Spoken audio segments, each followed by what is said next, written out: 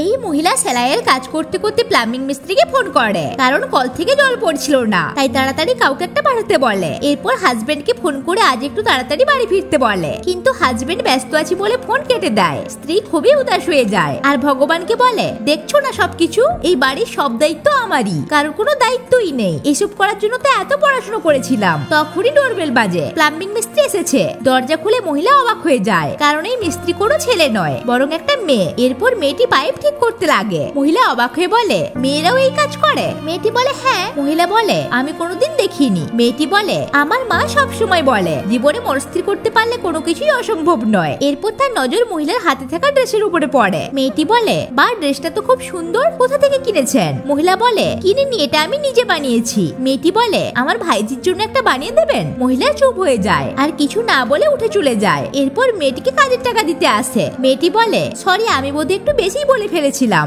আপনি খারাপ ভাববেন না, তবে ড্রেসটা সত্যিই সুন্দর ছিল, আপনি তো অনলাইনে বিক্রি করতে পারেন। মহিলা বলে, আরে না না, আমি তো এমনিই বানিয়েছি, এটা আমার বিজনেস নাকি? মেয়েটি বলে, তো বানিয়ে ফেলুন, যদি আপনি মনস্থির করতে পারেন তাহলে সব করতে পারবেন। এরপর মেয়েটি কাজের টাকা ফিরিয়ে দিয়ে বলে, এটা ড্রেসের অ্যাডভান্স। এটা শুনে মহিলার চোখে জল চলে আসে। জিজ্ঞেস করে, কি কালারের বানাবো? মেয়েটি বলে, খুশির যে কোনো কালার। সত্যি ভগবান যে কোনো রূপে আসেন আর আমাদের পথ দেখান।